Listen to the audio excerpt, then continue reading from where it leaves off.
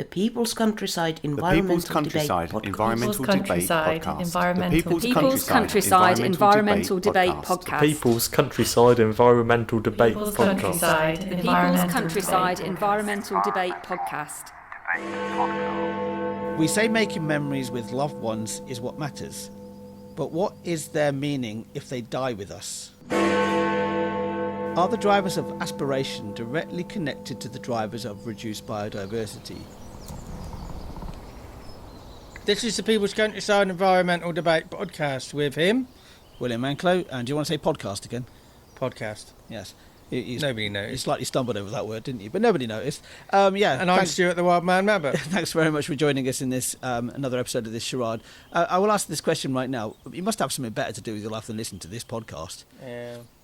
Surely there's something else to do. Surely you've got some paint to watch dry. And I'm hoping this one is easier than the last one because I think we were talking about Jewishness and religion and guns culture and wars, and that was hard going. Hopefully this one's lighter. Anyway, let's cut the waffle and get to the chase. We have listener questions. We don't see the questions before we press record, so I'm just hoping this is an easier one.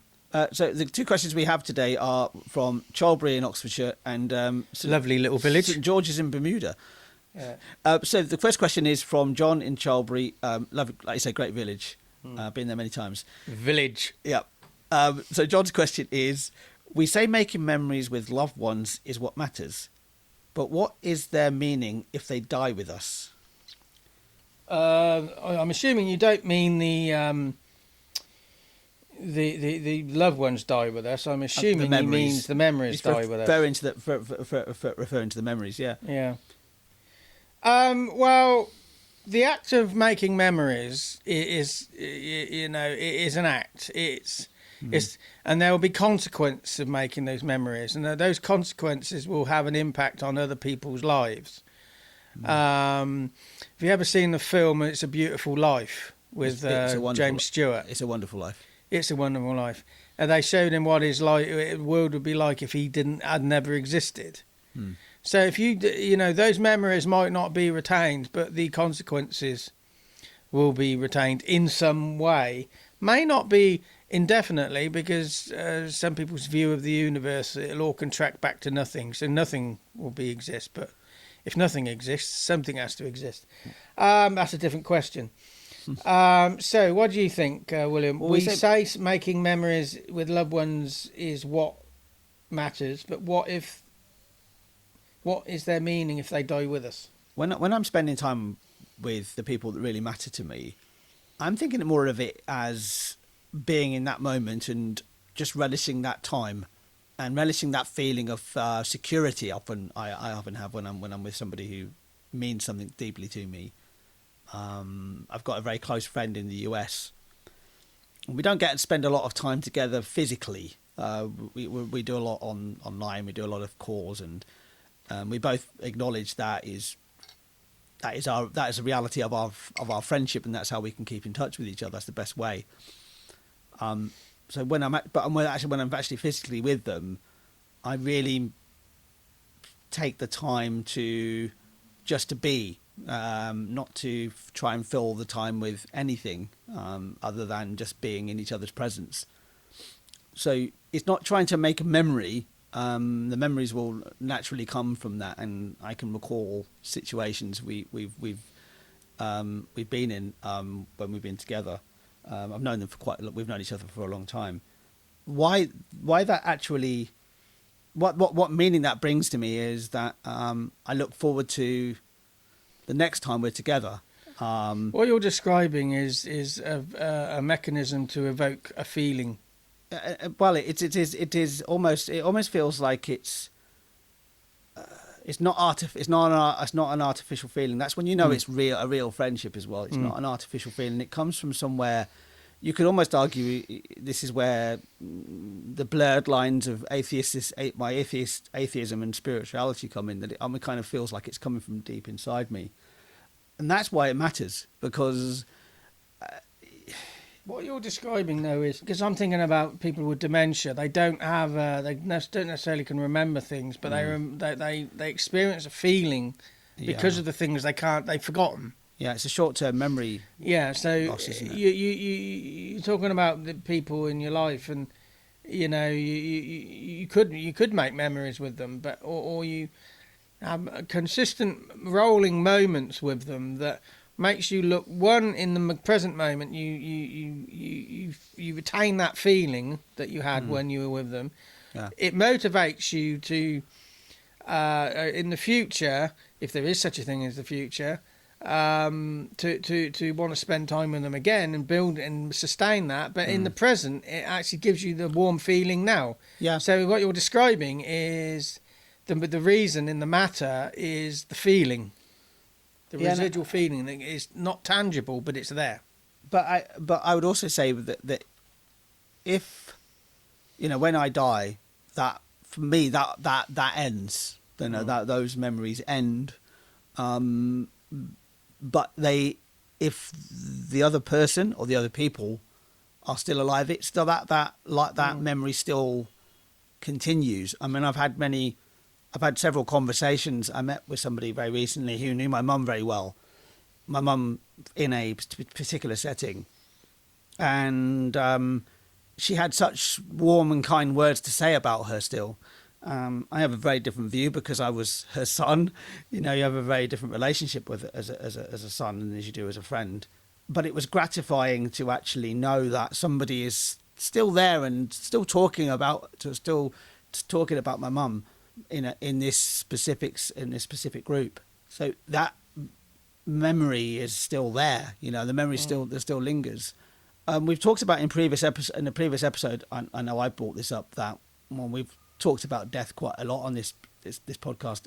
We often bring it round to a lot of our fears are an avoidance of our own mortality. Yeah, when we do die, I think that our memories, our own personal memories, just they completely evaporate. They're gone. It's not really. I'll go back to the whole idea of like that. When I'm in those really important moments with really close friends, with really important people, that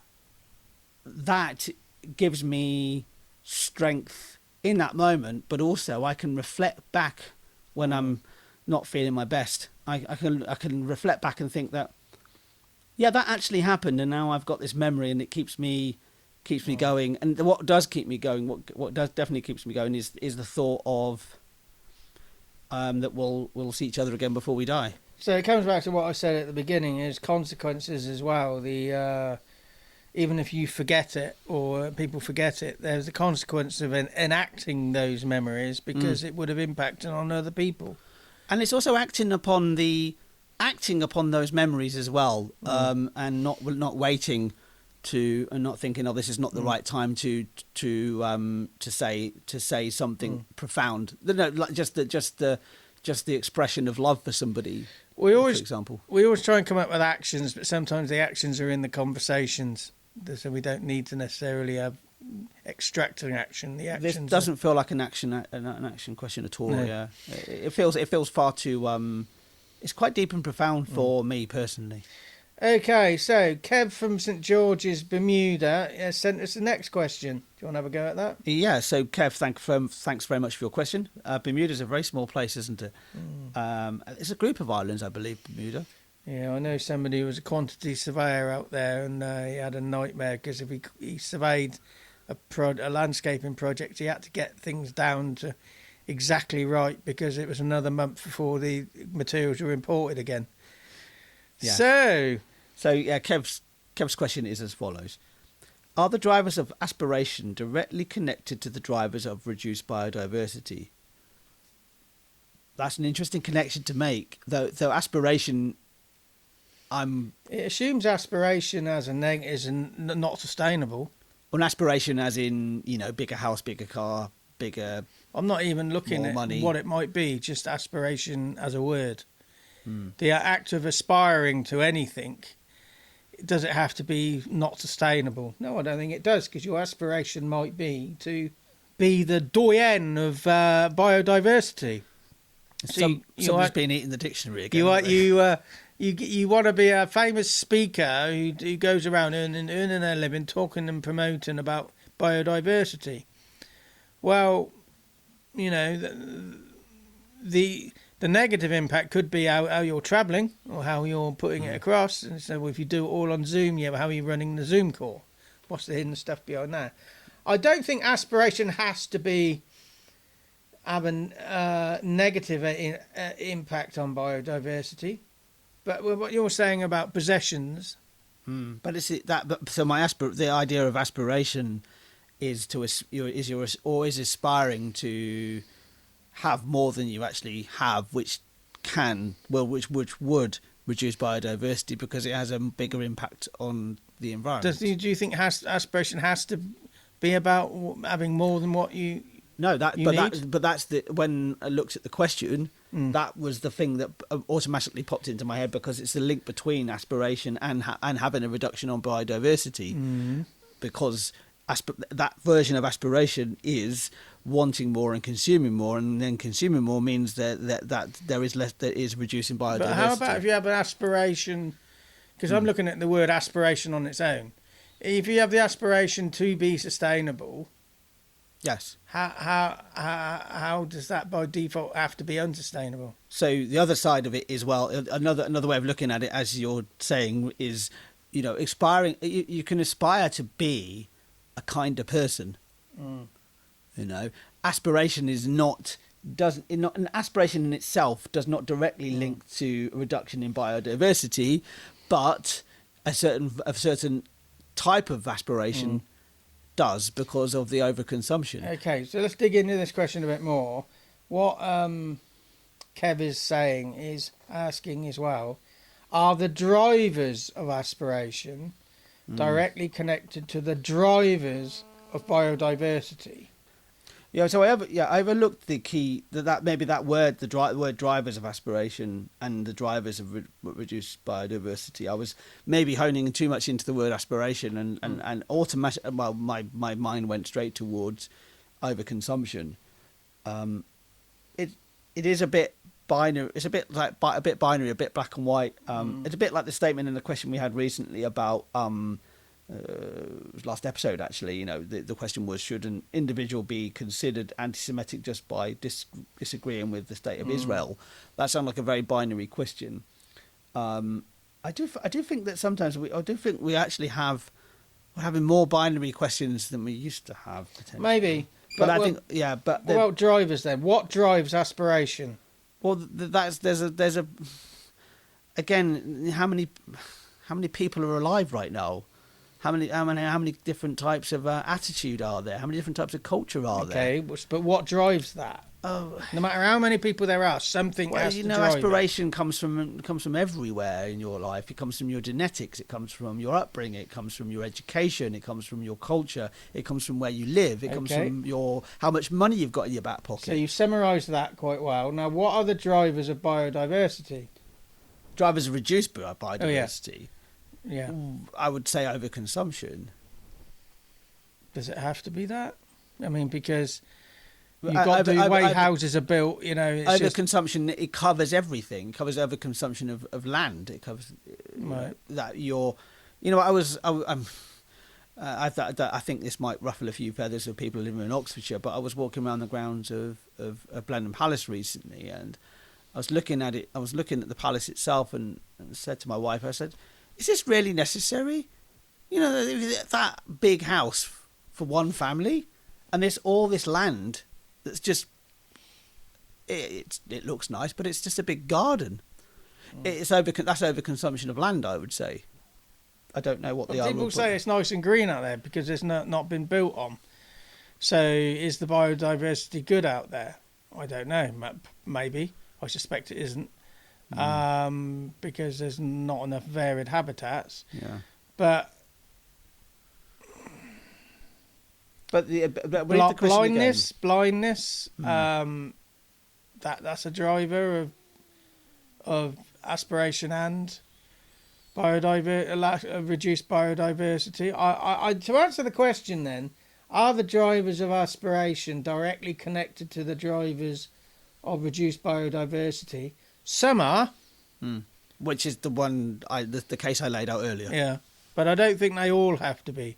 They've got their own idiosyncrasies, both Yeah. both scenarios. Again, it comes down to life is a lot more nuanced than a. But is being connected straightforward enough?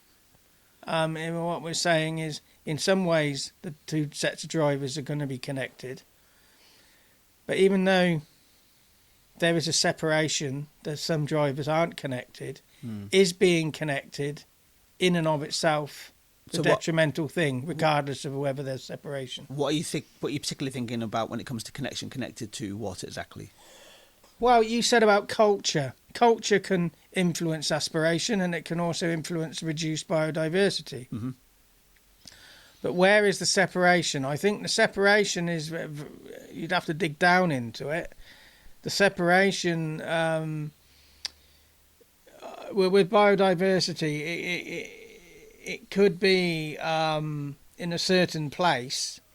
It's negatively impacted by something that's occurred on a green space a long way away, because creatures move, like birds. Bird migration. So if there's something happening on the migration route, it's going to impact, even though it's the nesting site might be perfect. But you could still then potentially argue that the driver of that impact, say in Africa, while they're flying over, it impacts here. So you could argue that even though we've got everything perfect, the driver in Africa isn't just focused on Africa, it's focused on here as well. I can't really, I think it's very hard to say where they are separate, but I think there will be very small, isolated macro separation that is constantly being pulled and tugged by the shared ones. But I don't think, are the drivers I directly connected to the drivers of biodiversity? They can be. Reduced biodiversity. Yeah, reduced biodiversity. I keep missing that word out. I think they are connected, but they don't have to be. So, thank God that was a shorter episode. Because I'm hoping we haven't lost too many people from the previous episode, too many listeners, because we were talking about religion and we're focusing on the Jewishness of the world and Jewish issues, and we were talking about Russia and when we're talking about gun culture, and and it's going to be quite divisive. But if you disagree with what we say, that's fine. But if you say, I'm not going to listen to them fuckers anymore, you need to look at that, because you need to look at why, if we've disagreed with you and you hate what we say, why is that for informing you to switch off and not subscribe to us anymore?